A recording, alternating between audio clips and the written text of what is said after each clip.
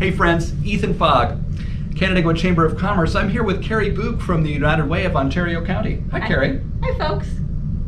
We're here offering another installment of the 2021 Not-for-Profit Summit for Ontario County because we're aware of the fact that, while so many of us are excited, we're not wearing masks and we're going to live events and all this stuff, that part of this, we kind of baked the recipe earlier in the season, but even more relevant to today is that we're mindful of the fact a lot of our not-for-profit friends are having difficulty with staffing. And we know this material is important to you and virtually everyone who works with you and may even be seated on your board. So we wanted it to be available, no cost, and available 24/7, maybe even over a cup of coffee.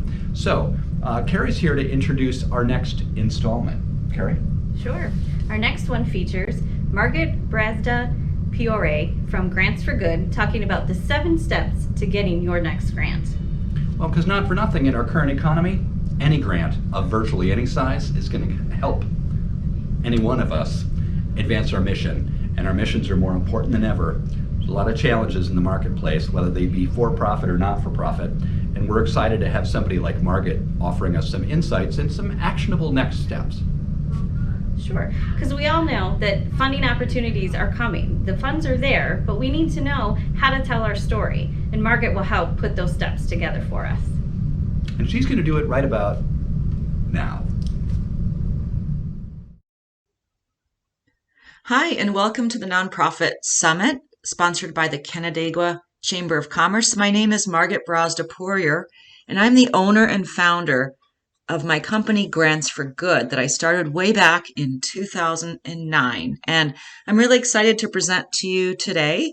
I hope you've got some time, anywhere from 45 minutes to an hour set aside to learn some skills and some tips and tricks from me that are really going to make a big difference for your nonprofit, both now and in the long term. So I'm going to start my presentation called 7 Steps to Getting Grant Funding. And as you'll see, my contact information will be provided at the end of the slideshow, but also my website is here and you can reach me there at any time. So today's presentation, I'm going to focus on 3 key things that will really help you get started in grant writing, even if you're completely new to it. I'm also going to share some tips throughout the presentation that will help you if you've already done some grant writing for your organization, but maybe you didn't quite see the level of success that you'd hoped. Maybe you got 1 grant out of 10 that you applied for, or maybe it just took you too long to do it and you didn't feel like it was worth your time. So I'm going to share some tips that will help you save time and get the grant. So here we go. After today, you will be able to have some of the skills to find the perfect funders for your organization. And that can take a lot of time, so I'm going to share some shortcuts with you. Secondly, I'm going to help you prepare some of the essential documents you need to get ready for grant funding, to apply. And thirdly, I want to give you some specific steps, some specific things you can do now to get the grant. So I hope you're as excited as these kids are here in their science lab with their volcano bubbling over, because here we go.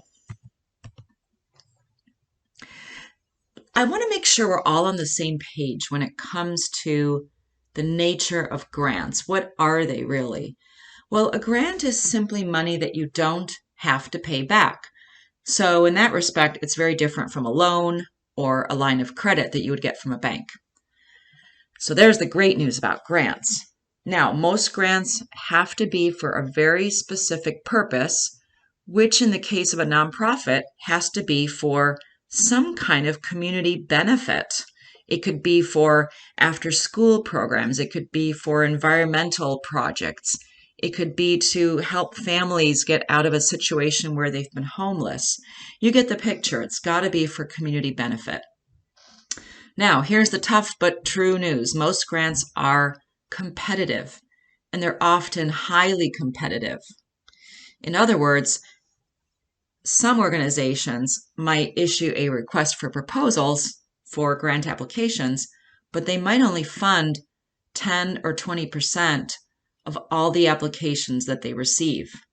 So you've got to hope that your application is in that top percentile. However, hope isn't where we want to hang our hat. So this presentation is going to give you some of those skills that you put you right at the top and help you get the grant as often as possible. Sound good? So why grant funding? Well, here are some of the latest statistics. 3 out of 5 nonprofits had to cut costs last year in 2020. And that may not come as a surprise to you. I've been working with clients, nonprofit clients and businesses since 2009, and I've never seen so many that had to cut their costs as I did in 2020 for the reasons of the pandemic, and they just weren't getting the revenue in that they were counting on. Maybe they weren't getting state funding, or maybe it was an arts and cultural facility that had to close its doors literally because of the pandemic. Also, over half of nonprofits plan to cut costs in 2021, and I've seen that trend continue with my clients as well. Mainly because it's hard to bounce back from a year of poor revenue. Fortunately, the clients I've been working with have gotten grants, and in many cases, we have gotten far more grant funding in the last year and a half than we did even prior to that time period. I can share a little bit more with you about how we did that so that you can see that same level of success. Now, here's some bad news. It is predicted that up to 1/3 of nonprofits may close within 2 years. Okay, that prediction came out in March of 2021.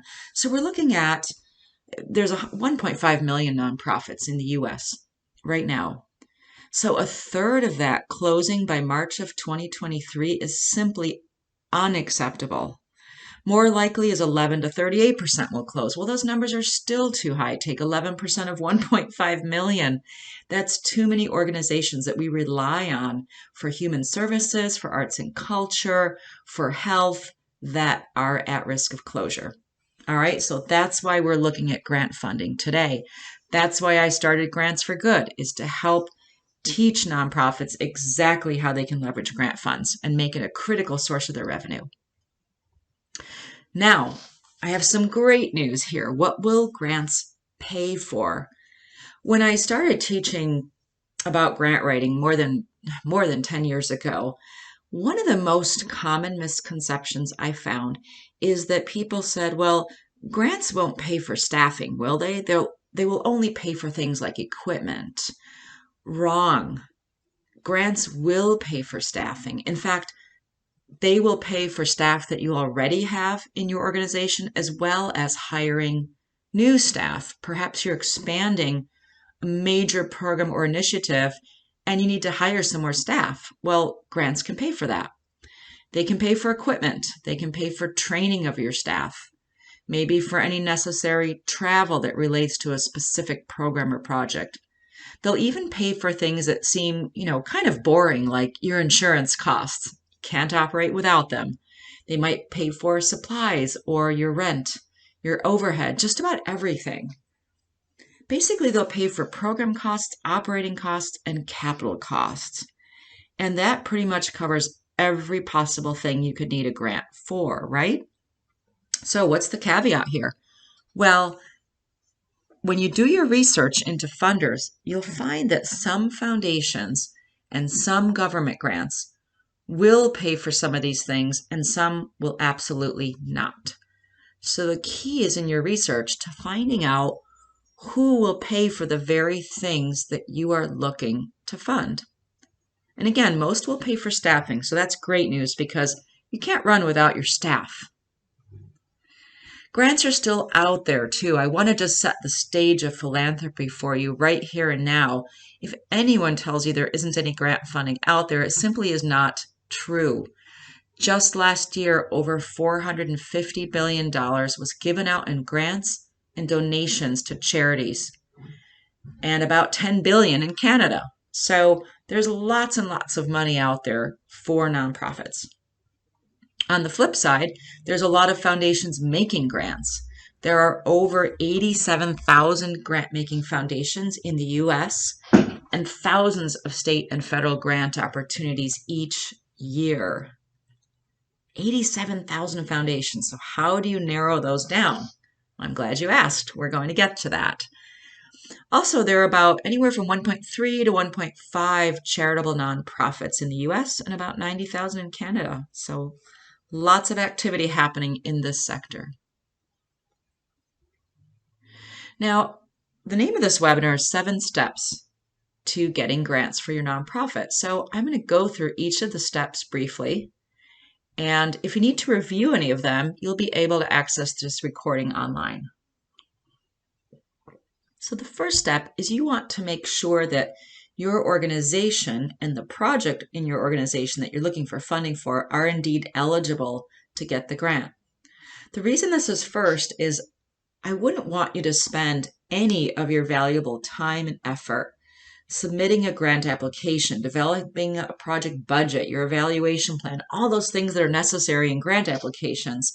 I don't want you to spend time on that unless you're absolutely sure that your organization qualifies to apply. And the eligibility depends on the type of grant. So eligibility for federal government or state grants might be different from foundation or corporate grants. So let's take a look. One thing, though, that I can guarantee you is that nonprofits almost always have to provide proof of their nonprofit status, which is typically a 501c3 IRS determination letter. Now, some of you tuning in may be a different type of nonprofit. Maybe you're a religious organization or church, and you would have a different type of IRS letter. Either way, you'll need to prove your nonprofit status. And the reason for that is that most foundations can only issue grants to organizations that already have this IRS designation. Now, eligibility, as I mentioned, varies. So as you're researching thousands of government grant opportunities and 87,000 grant-making foundations, keep in mind that you want to first filter out to see if you're eligible to apply. Now, these numbers may seem a little daunting. Maybe it's great news to you because, wow, there's all these foundations out there. But daunting because how do you find the one that's perfect for your organization? So we will get to that. But first, step 2. It's really important that you narrow down which aspect of your organization or which program needs grant funding. And if you're kind of a veteran at grant writing, you might already have a list. If not, if you're new to this, I would challenge you now to identify one project or program that needs grant funding. Now, why a program or project? Well, I'll tell you why, because in the big picture, whether it's a government grant or a foundation, if they're going to invest money, and they are investing, in your organization, they want to see a positive impact, a positive benefit for your community. Remember when I talked about the definition of grants? And so you're not really just writing an application for a new van or to fund 3 staff people. That's not exciting. You're writing an application to get funding for those things, but also that when you get the funding, the result is community betterment. You're going to make lives better for the very people that you serve. So that's why we focus on a program or project. That even includes capital projects. Maybe you're expanding an arts theater. Maybe you're adding more seats. Maybe you've got a building renovation ahead. Well, that too is going to have a positive impact on your community, and that's the kind of thing you'll need to write about. So how do you select one? Well, I always tell people start with one and write grant applications for that, because then it gets so much easier. But to select one, just make a list of 3 to 5 programs that need funding. Determine if it's a new program or maybe it's something you're already doing. You just need grant funding to support it. Make sure there are outcomes that you can measure. I'll talk about that more in a moment. Can you start now? Is this an urgent or time-sensitive project? These might be some criteria that help you narrow down your list of 3 to 5 down to 1. Next, I want you to define your target audience. Now, if we were in a live workshop, and I often run these workshops, or even if you were taking my online course all about grant writing, I would be asking you to define your target audience. And the reason is that when you start with this, everything that you write about in your grant application gets focused again to this target audience. If you're in business, you know this lingo. It's your target market. In other words, who benefits from your program? And I would challenge you right now to even pause this presentation and write on a piece of scrap paper, anything. Write down a description of your target audience. Where do they live? Tell me about their demographics. How old are they? What's their age range? Is there a specific race or ethnicity that you're looking to? Is there a specific gender? Or are you looking for people that might belong to a type of group? Maybe you're looking for veterans. Maybe you help veterans. Or maybe you have a program for youth that are at risk of dropping out of high school. Either way, I would ask you to pause and identify that target audience and make a note of what is their unique challenge. And then you can go a step further and say, well, what are you doing about it? We'll get to that.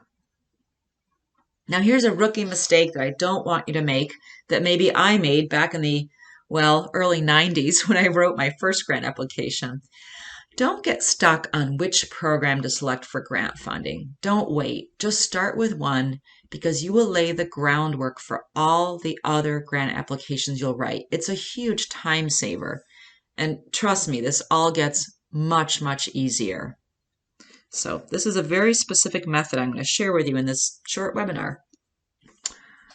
All right, let's move on to step 3. Step 3 is gathering a team. And maybe you're listening to this presentation on your own, or maybe you've got some work colleagues or friends with you. If you're doing this alone, don't.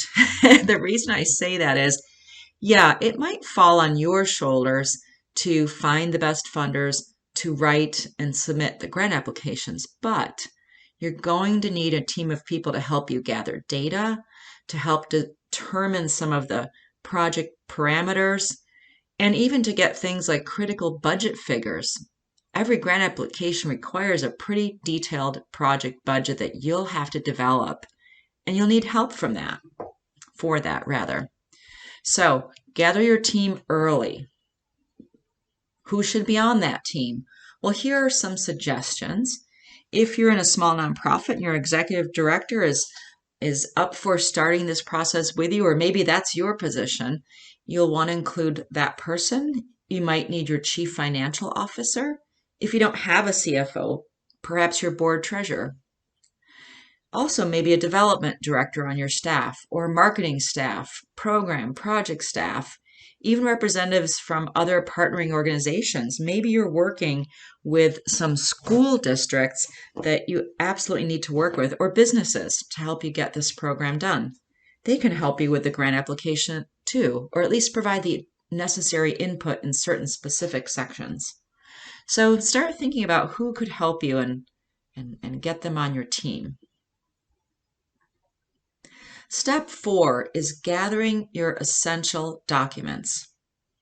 Now, here's a big time saver. This is something you can do right now.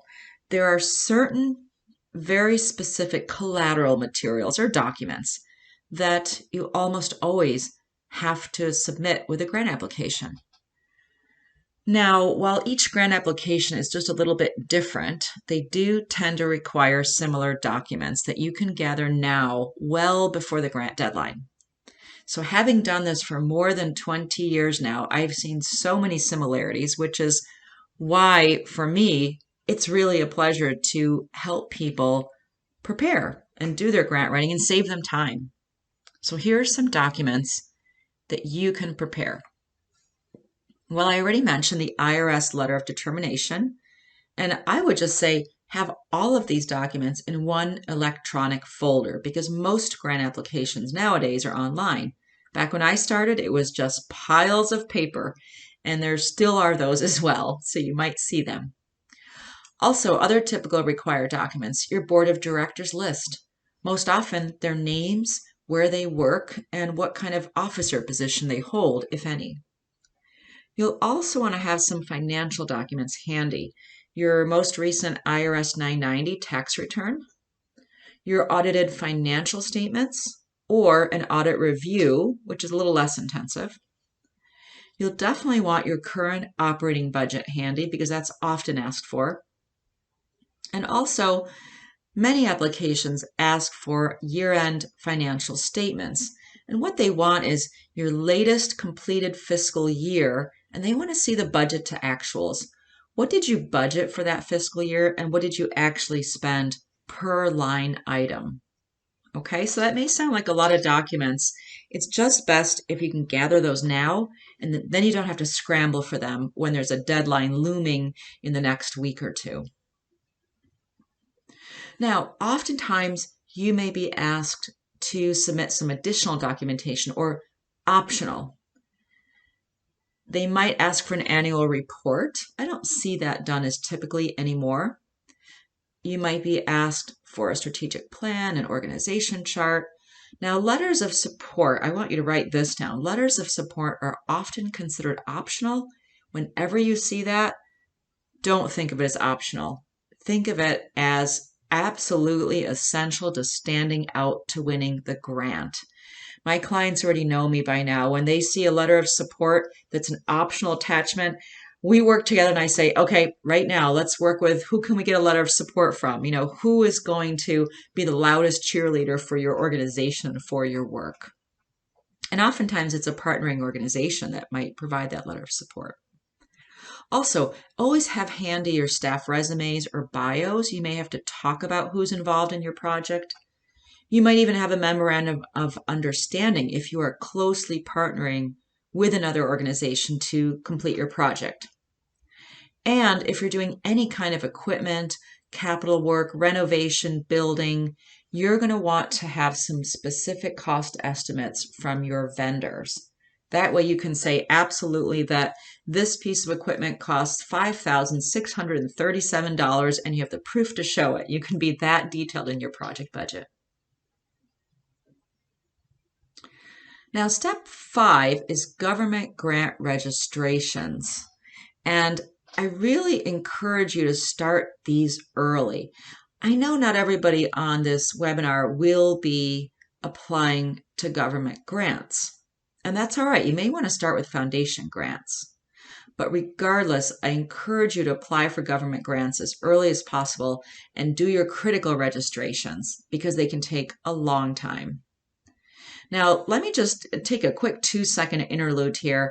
We're on step 5 of our 7 steps. If you're not somebody who likes to take notes or write things down and you just want all this information compiled into one free guide, I've done that for you. All you have to do is go to grantsforgood.com, and that's my website, and you'll see an icon that says free guide, download your free guide, and there it is. So just click on that and you'll get that sent to your inbox, and then you can follow along and have it handy at all times.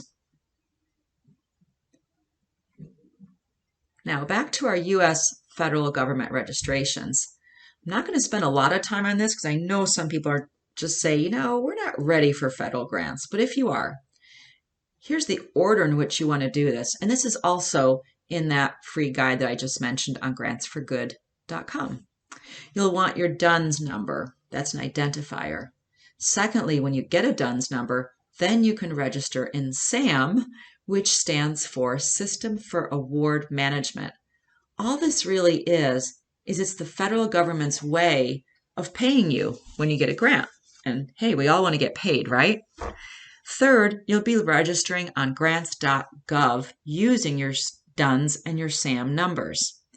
And grants.gov is simply the central system for submitting your federal grants. All right, so that's U.S. federal grants in a nutshell, helping you prepare to apply for those. I encourage you to get started on doing federal grants because even though they're kind of time intensive at first, they can yield greater dollars. In other words, foundation grants and grants that are, some of the foundation grants that are quick and easy to write might yield $5,000 to $10,000, maybe $20,000. Federal grants can be $500,000 and up.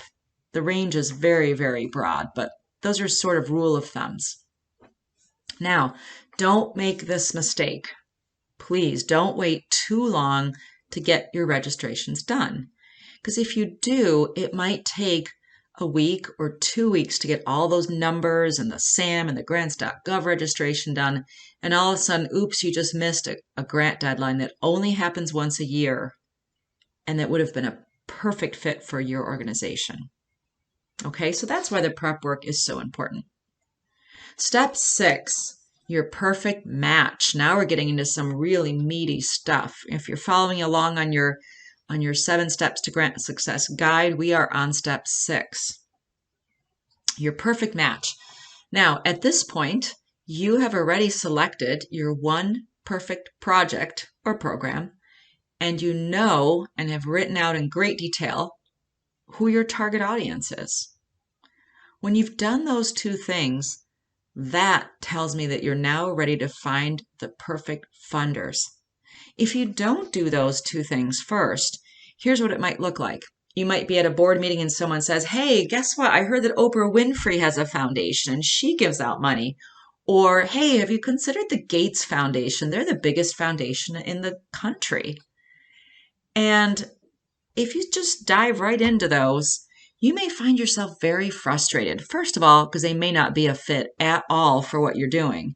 And secondly, they may not be interested in funding your target audience or your project in a very narrow geographic area. So please do those 2 things first, and I will help you narrow down your perfect funders. But first, this is my categorization of 4 types of funding sources. There's government grants, which we talked about, state, federal grants. There are community foundations, which we haven't yet talked about. And that includes the Rochester Area Community Foundation. I'm in Rochester, New York, so that's one that I approach a lot. And community foundations are pretty much all throughout the United States. You can find out where yours is if you Google Community Foundation Locator. You'll get a map of the U.S. and you can click your area and find out who's your community foundation. Also, private foundations. This is probably the largest pool. Remember those 87,000 foundations I mentioned? Well, these are some of the best places to approach for grant funding because of the 5% rule. Now, I know we don't have a ton of time to dive into this, but I'm going to direct you to my blog at grantsforgood.com. Go to the blog page, read about the 5% rule.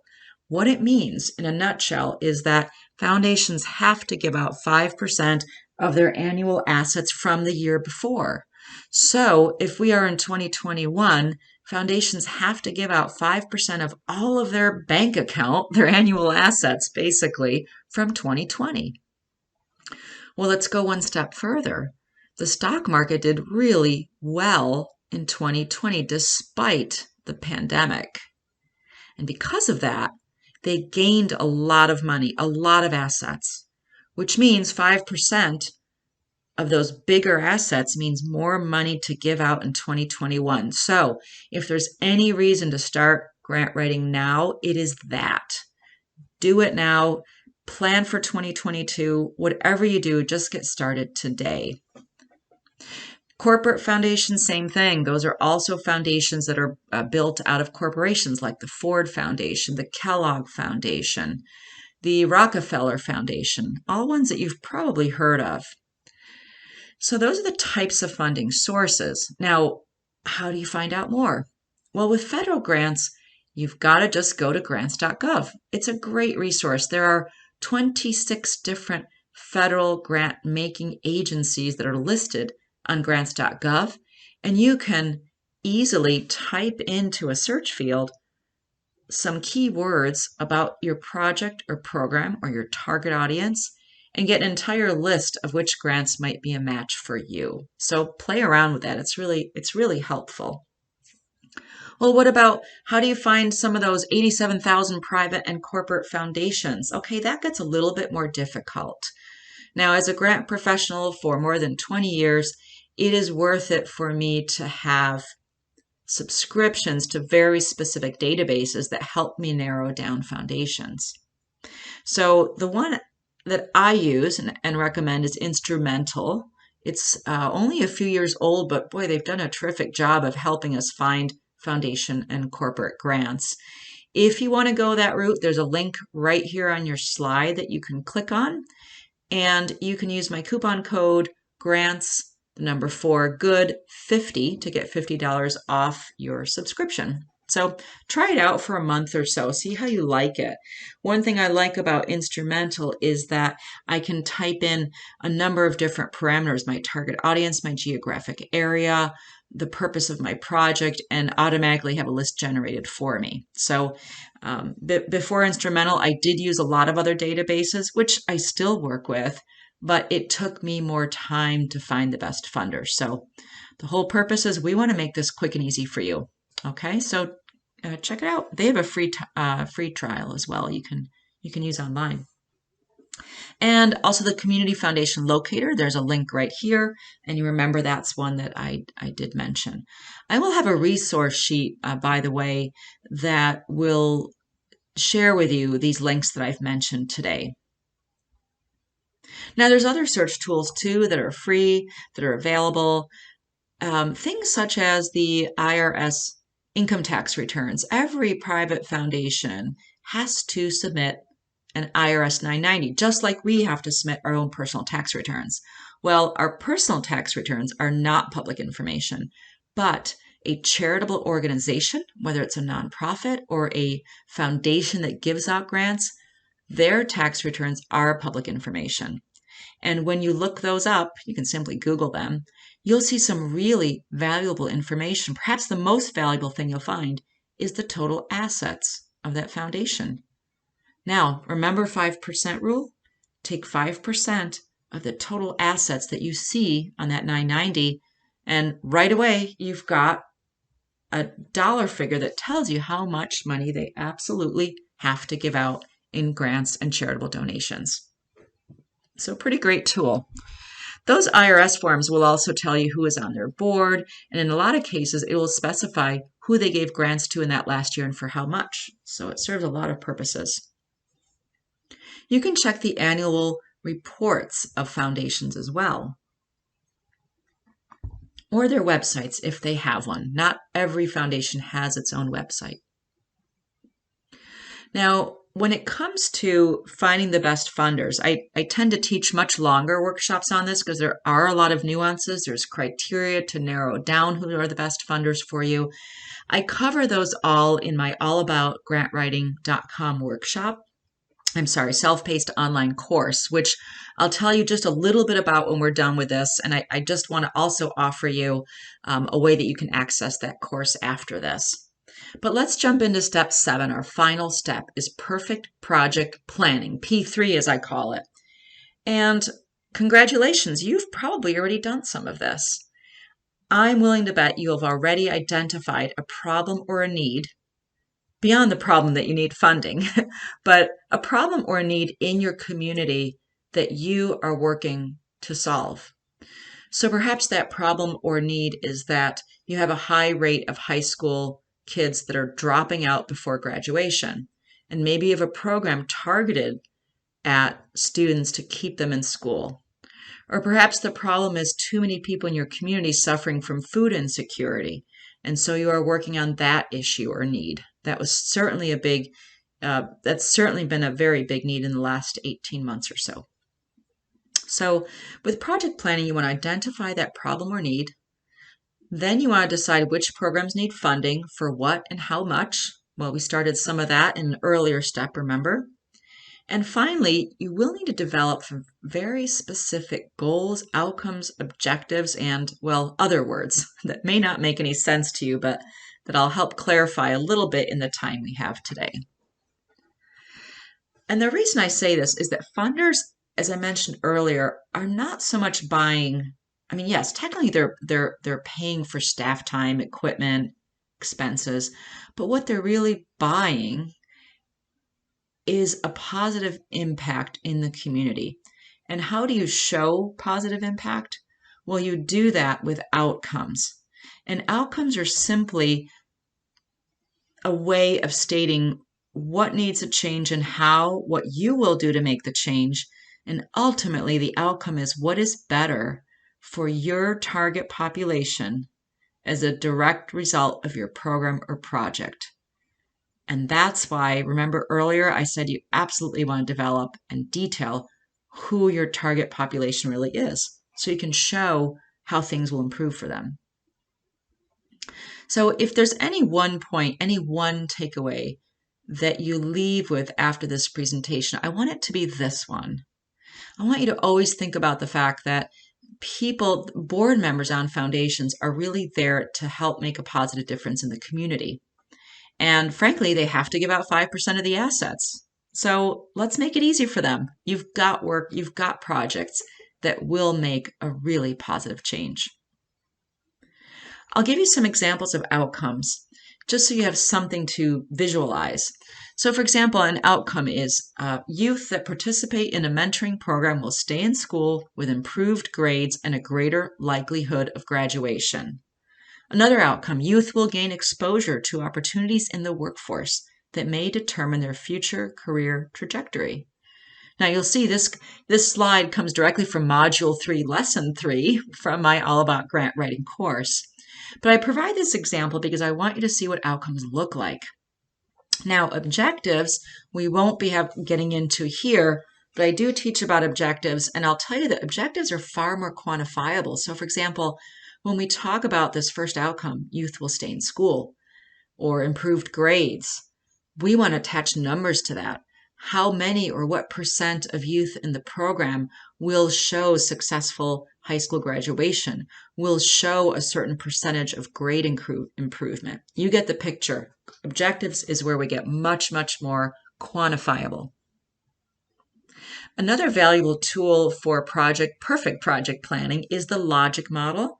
And sometimes you're required to provide a logic model or a logic chart, even though it might not be called that. And rather than jump into detail with that in the short time we have, here's another link. You can check out my blog called Making Friends with Logic Models, and you'll see a lot of information in that. And finally, I want you to be ready to prepare all of the elements of a grant proposal. And like I mentioned, every grant proposal is a little bit different from the next. But guess what? They all have some really, really a lot of things in common. They almost always start with asking you for a needs or a problem statement. They may ask for your organizational capacity, which means who's on your organization? How will you get this work done? In other words, are they confident that if you receive the grant, you'll get the job done, the project? Grant applications always ask for specific details about your target population. They will always ask if and with whom you might be collaborating or with whom you might be in a partnership with to complete your work. They'll definitely ask for your program design or your work plan. Basically, they want to know what steps or activities do you need to do to get to your outcomes and goals. And as you know, those outcomes that's your bottom line. That is your community impact. They may also ask for what's called your management plan, or perhaps they just want to know a little bit about the key personnel involved in implementing the project or program for which you're seeking funding, hence having bios and staff resumes handy. They'll also ask for an evaluation plan. In other words, when you have outcomes and objectives, it's going to be important for the funder, but also for you and your organization to know, have you made a difference? Have you moved the needle at all, and by how much, in, let's say, high school graduation rate, to use the prior example? So you basically want to know what you're going to need to measure, how and how often, so you can show that you made a positive change in the community. That's really, really important. And finally, the budget and budget narrative is required of every grant application. What that means is you'll be doing a project budget for what the total cost is to run your program, and then a portion of that project budget will be your grant request. Maybe your project budget is $200,000 per year to run your youth mentoring program to keep kids in high school. And the foundation you're applying to funds grants anywhere from $10,000 to $20,000. Well, by all means, see if you can ask for $20,000 to fund part of your project budget. There's lots more I could say about project budgets. It's a really tough sticking point for many. So do contact me. I'll give you some information soon about how to find me. But first, I do want to offer you what the next step could be. We've just covered the 7 steps that were promised in this grant presentation. And stick with us for a couple more minutes. And if you really want to learn more about grant writing, if you want a step-by-step proven process that I've developed that has helped me raise more than $30 million for my clients through no magic, just my own structured approach. My course, allaboutgrantwriting.com, gives you that structure. It's kind of like me sitting next to you, holding your hand and saying, okay, this is what you want to do next, and now this. So check out the course at allaboutgrantwriting.com. It's self-paced. It is online. If you purchase the course, you can start it today or you can start it next year. Either way, you've got it for life. I don't end it after 30 days. So you have time because, hey, life gets in the way sometimes. But by the end of the course, the great news is you will have the skills to raise $100,000 or more for your nonprofit. I've got customers in my All About Grant Writing course right now. They're in different levels of completion. Some have completed 2 of the 8 modules. Some have completed all of them. I can tell you of at least one person that completed them all a few months ago, and she's raised over $200,000 for her nonprofit. So that excites me. That says to me, okay, this is needed and it's really helping people. So my mission this year is to help you get the grants and save time by finding only the best grants. So yeah, check it out. There's also a 7-day plan to help you get the grant proposal done. Part of the reason for developing the course is I don't want you to just sit and watch more webinars and try to piecemeal together all the information that's out there. Yeah, maybe it's free, but why not invest in a course that will walk you through each step of the process so that by the time you're done with the course, if you've done each of the exercises in it, your grant proposal is done too. So how great is that? Not only will you be learning, but when your course is done, so is your grant proposal. And then you just go ahead and submit it to the funder of your choice. So definitely worth doing. There's a lot of bonus materials. I have grant templates that show you what project budget looks like, what grant applications look like completed, logic models, letters of inquiry. They're all included in the course. There's often a step-by-step perfect planning workbook. When you complete this workbook, that is your finished grant application. So you're doing your work as you're learning. And lastly, don't you hate it when you buy an online course only to find that there's no people, there's nobody you can talk to after that? You're on your own. Well, I didn't want that to happen. So I've got 2 things for you. There's a private Facebook group for customers only where we interact with each other, we chat, I run live Q&As, and there's also live Q&A sessions with me directly on a regular basis. We do it through Zoom and sometimes we do it through our Facebook group. Either way, you won't be alone doing this work. And because I'm so glad you're here, I am offering a special discount for you. If you register before July 31st, 2021, you can receive $100 off the course. So I encourage you to do that. You can use code GRANTS100 when you register. And also you have a choice of one-time payment or a 3-payment plan, which has worked for several of my customers. So I hope to see you in the course.